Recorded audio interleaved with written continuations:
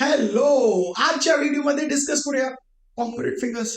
मी सांगणार ऑलरेडी केले ना. गेल्या व्हिडिओमध्ये तुम्ही बघितलं असेल, आपण तिकडे कॉन्ग्रुएंट फिगर बद्दल डिस्कशन केलंय. बघितलंय ना?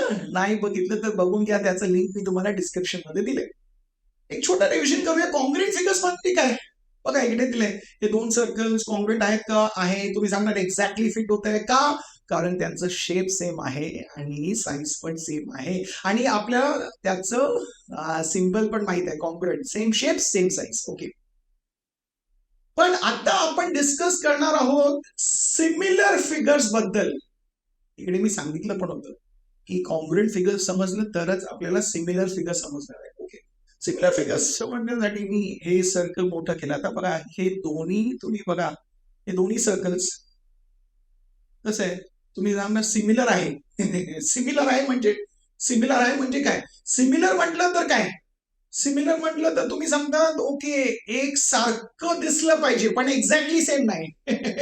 एक सारखं दिसलं पाहिजे म्हणजे हे एक सारखं दिसतंय पण एक्झॅक्टली सेम नाही, कारण हे फिट नाही होणार ना एक्झॅक्टली. एक सारखं दिसतंय का दिसतंय? कारण त्यांचं शेप सेम आहे पण साईज सेम नाही. म्हणजे त्याच्यातून आपल्याला हे समजलं सिमिलर फिगर्स म्हणजे काय. सिमिलर फिगर्स म्हणजे त्यांचं शेप सेम आहे पण साईज सेम नाही. बघा, जर मी छोटं केलं आता बघा, शेप सेम आहे पण साईज सेम आहे का? नाही. म्हणजे हे झालं सिमिलर फिगर. सिमिलर फिगर्स म्हणजे त्यांचं शेप सेम आहे पण साईज सेम नाही. म्हणजे दोन्ही सर्कल्स एकमेकांना सिमिलर आहे. सिमिलर दाखवायचं तर सिम्बल काय असणार आहे? फक्त हे सेम शेप. Very good. ठीक आहे. म्हणजे आपल्याला आता हे स्टार्टिंगला आपल्याला हे समजलं, शेप सेम आहे, figures having the same shape, but not necessary त्यांचं साईज पण सेम असणार. यांना आपण, अशा फिगरला आपण समरूप फिगर असं म्हणतो. ओके. तर नॉट नेसेसरी असं का ते बघूया, आता डिस्कशन करूया. आता आपल्याला जेव्हा आपण डिस्कशन करतोय, आपल्याला माहिती आहे आपण सिमिलर ट्रायंगल्स बद्दल डिस्कशन करणार आहोत. कारण आपलं जेही आपण शिकतोय, कॉन्ग्रुएन्सी आपण शिकतोय 6 पासून, ते काय शिकतं? कॉन्ग्रुएन्सी ऑफ ट्रायंगल्स. ओके. आणि मी सांगितलं पण होतं गेल्या व्हिडिओमध्ये, सिमिलॅरिटी ऑफ ट्रायंगल समजण्यासाठी आपल्याला कॉन्ग्रुएन्सी ऑफ ट्रायंगल समजायला हवं, आणि तेच मी गेल्या वेळी डिस्कस केलेलं. आता ते रिवाइज करूया. आपल्याला माहिती आहे, इकडे बघा, हे दोन्ही ट्रायंगल्स एकमेकांना कॉन्ग्रुएंट आहे का? आहे. तुम्ही सांगणार हो का? त्यांचं शेप सेम आहे. शेप सेम काय? अँगल्स. ट्रायंगल्स मध्ये शेप कोण डिफाईन करते? अँगल्स. म्हणजे हे सेम आहे, अँगल सेम आहे, करस्पॉन्डिंग अँगल आणि करस्पॉन्डिंग साईड सेम आहे, एक्झॅक्टली फिट होत आहे. करस्पॉन्डिंग साईड इक्वल आहेत, त्यामुळे हे ट्रायंगल्स कॉन्ग्रुएंट आहेत. ओके.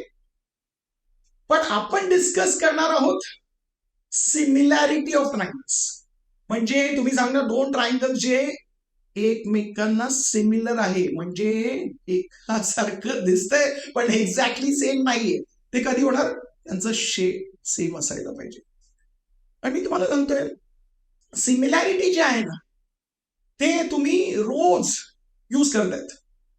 म्हणजे जॉमेट्रीमध्ये नाही, फक्त गणितामध्ये नाही, रोज रोज तुमच्या डेली लाईफ मध्ये तुम्ही यूज करतायत. नाही का? हो, यूज करतायत. कसं मी सांगतो बघा, तुम्ही फोन यूज करताय, फोन मध्ये समजा तुम्ही तुमचा एक पिक्चर घेतलाय आणि ते बघतायत. ओके. तुम्ही तिकडे काय बघायचं लक्ष देतो, तुम्ही ना ते मॅग्निफाय करताय, आणि जर तुम्ही ते इमेज डबल केलं, म्हणजे मॅग्निफाय केलं 2 टाइम्स, तर काय होतं? ते पूर्ण इमेज 2 टाइम्स झालं. शेप बिघडलं का? तुमचा जसा चेहरा आहे तसंच राहील ना. म्हणजे शेप सेम आहे पण साईज बदललाय की नाही? साईज बदललंय. साईज 2 टाइम्स झालंय. पण असं झालंय का एक कान छोटं दुसरं कान मोठं, एक हात छोटं दुसरं हात मोठं, असं झालंय का? नाही. म्हणजे साईज वाढलंय, शेप सेम आहे, साईज वाढलंय, ते प्रपोर्शनेटली वाढलंय, प्रपोर्शन मध्ये वाढलंय. ते लक्षात ठेवा, वर्ड प्रपोर्शन लक्षात ठेवा. ओके. चला आता डिस्कशन. पण सांगितलं ट्रायंगल्स बद्दल, चला ट्रायंगल्स बद्दल डिस्कस करूया. तर मी ट्रायंगल घेतलंय, ट्रायंगल एबीसी, आणि जसं सांगितलं आपण या ट्रायंगलला चला मॅग्निफाय करूया. मी सांगतो याला आपण डबल करूया. ओके. म्हणजे असं पकडलं आणि डबल केलं. ओके. आणि या सेम ट्रायंगल आपण छोटं पण केलं. ओके. बघा, छोटं पण केलं, अर्धा केलं. ओके. आता याच्याबद्दल डिस्कशन करूया. आता डिस्कशन करायचं तुम्ही सांगणार सगळे ट्रायंगल एबीसी आहे म्हणजे डिस्कशन होणार नाही ना, रेफरन्स पाहिजे ना. चला तर मोठ्या ट्रायंगलला आपण घेऊया, मोठ्या ट्रायंगलला आपण नाव देऊया राईट पी क्यू आर, आणि हे जे छोटं केलंय अर्ध केलंय ना त्याचं नाव देऊया एक्स वाय झेड. चला दिलं. आता मला सांगा हे तिन्ही जे ट्रायंगल्स आहे, ट्रायंगल एबीसी ज्याला आपण मोठं करून पी क्यू आर बनवलंय आणि त्याला अर्ध करून आपण एक्स वाय झेड केले, हे तिन्ही ट्रायंगल्स यांचा शेप सेम आहे की नाही? शेप सेम आहे म्हणजे ते सिमिलर आहेत.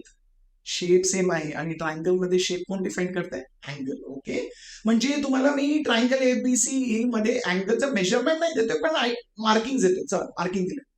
आता मला सांगा हे मार्किंग बघून तुम्ही मला सांगा पीक्यू आर ट्रायंगल मध्ये मार्किंग तुम्ही डिफाईन करू शकता का? Identical marking. आता कारण याला आपण एनलार्ज केले, शेप सेम राहिले, शेप सेम राहिले म्हणजे ए जे आहे अँगल हे कोणत्या अँगलला इक्वल असणार आहे? बघा बघा बघा बघा बघा तुम्ही सांगणार अँगल पी ला.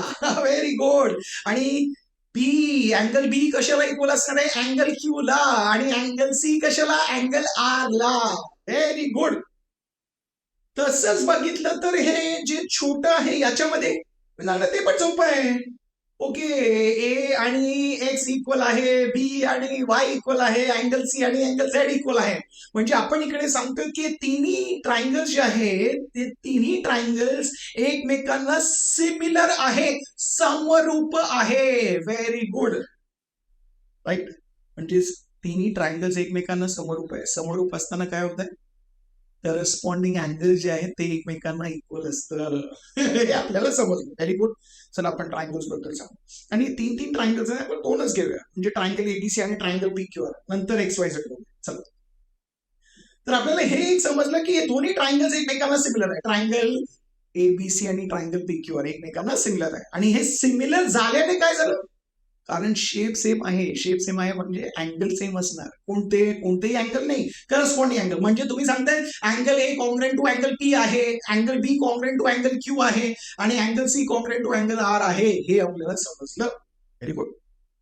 आणि हे समजल्याने आपल्याला हे पण समजलं करस्पॉन्डन्स काय. हे दोन्ही ट्रायंगल्स एकमेकांना समरूप आहे. कशामुळे? कोणत्या करस्पॉन्डन्ससाठी? माहित आहे ना, वर्टेक्सचं करस्पॉन्डन्स. हो, म्हणजे हे जेव्हा आपण केलंय असं मॅग्निफाय केलंय, एचं रिलेशन बी बरोबर आहे, मॅचिंग हे आहे, बीचं क्यू बरोबर आहे, सीचं आर बरोबर. म्हणजे करस्पॉन्डन्स काय आहे? A corresponds to P, B corresponds to Q, C corresponds to R. म्हणजे हे. Very good. आणि हे आपल्याला समजलं म्हणजे आपण या दोन्ही ट्रायंगलला जेव्हा सिमिलर लिहिणार म्हणजे जे सिम्बल लिहिणार त्यावेळी हे करस्पॉन्डन्स यूज करून नाव लिहिणार आहे. म्हणजे जर या ट्रायंगलचं नाव आपण एबीसी लिहिलं तर मोठ्या ट्रायंगलचं नाव काय लिहिणार आहे? P Q R. म्हणजे आपण लिहिणार triangle A B C similar to triangle P Q R. पण जर या छोट्या ट्रायंगलचं नाव आपण बीएसी घेतलं म्हणजे मोठ्या ट्रायंगलचं नाव काय असणार आहे? QPR. समजलं? हे करस्पॉन्डन्स जे आपण कॉन्ग्रुएंस मध्ये पण डिस्कस केले. तर आपल्याला हे समजलं जेव्हा दोन ट्रायंगल सिमिलर असतात काय होतं? करस्पॉन्डिंग अँगल्स इक्वल असतात. का? शेप सेम आहे. ओके, पण साईज तर सेम नाही ना, कारण आपण याला डबल केलंय.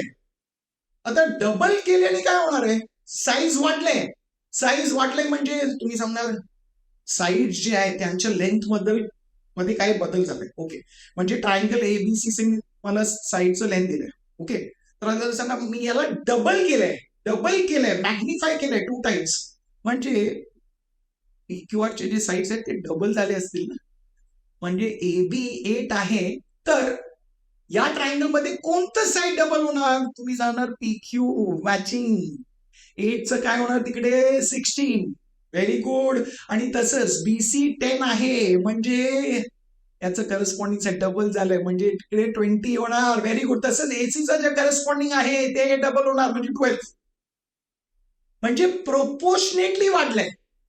सांगितलं प्रपोर्शन म्हणजे काय? प्रपोर्शन म्हणजे आपल्याला माहिती आहे गणितामध्ये प्रपोर्शन म्हणजे इक्वल रेशोज. म्हणजे सोप्या भाषेत सांगितलं तर रेशोज इक्वल असणार आहे.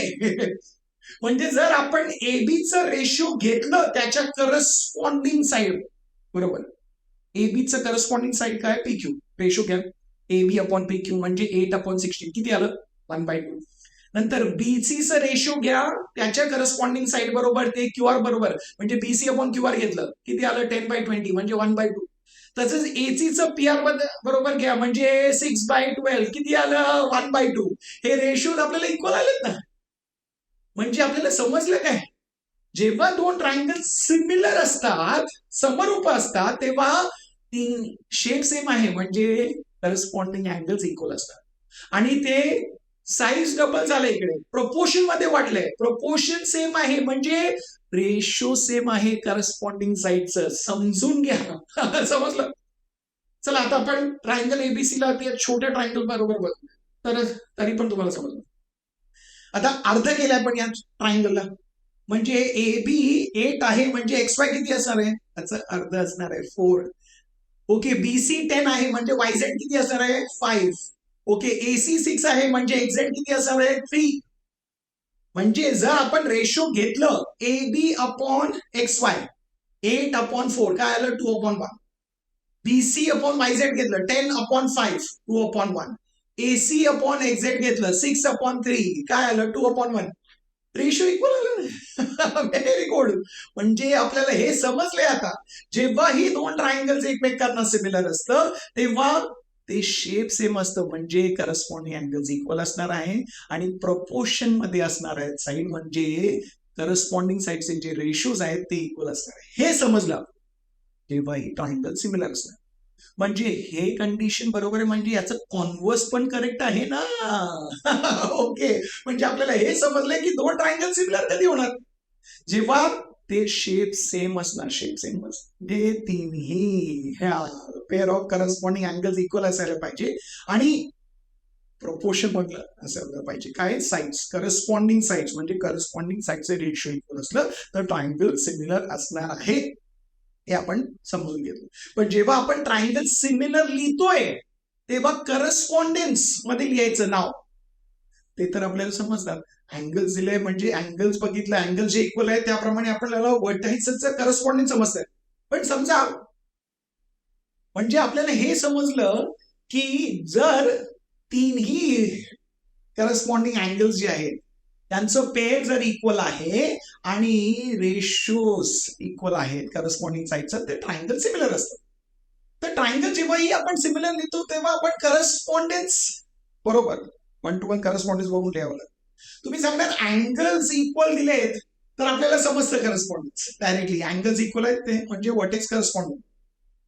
पण जर आपल्याला अँगल बद्दल काहीच नाही दिलं, फक्त रेशोज इक्वल दिलेत आणि करस्पॉन्डन्स कसं काढायचं, सोपं आहे. जसं मी तुम्हाला कॉम्प्रेस मध्ये सांगितलं तसंच करायचं, एकदम सोपं आहे. जर आपल्याला हे रेशो दिले, ओके रेशो बघा, आपल्याला हे रेशोज इक्वल दिले, त्याच्यातून आपल्याला करस्पॉन्डंट मिळणार आहे, एकदम सोपं आहे. पहिलं रेशो काय दिले, A B upon P Q.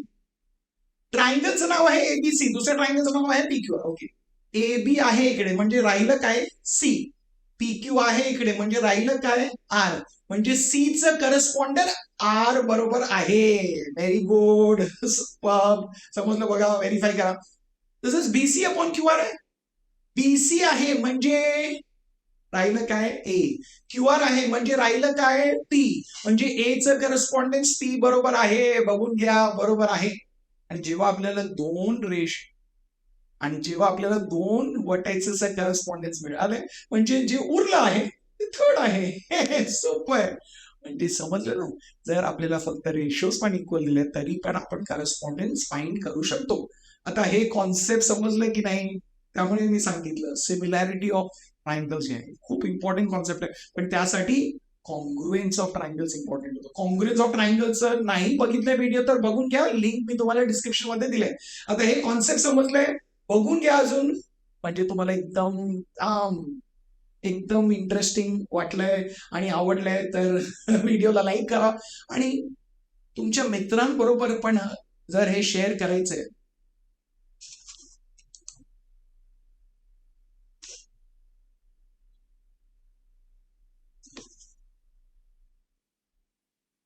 आणि तुम्हाला वाटतंय की तुमच्या मित्रांबरोबर पण हे शेअर करायचंय, त्यांना पण हे सिमिलॅरिटीचं कॉन्सेप्ट आलं पाहिजे, आवडलं पाहिजे आणि चांगल्यापैकी त्यांना पण मॅथ्स इझी वाटलं पाहिजे, तर हे व्हिडिओ त्यांच्याशी शेअर करा. आणि मी तुम्हाला भेटणार आहे पुढच्या व्हिडिओमध्ये एक इंटरेस्टिंग कॉन्सेप्ट बरोबर. तोपर्यंत शिकत राहा, स्माइल करत राहा, शेअर करत राहा.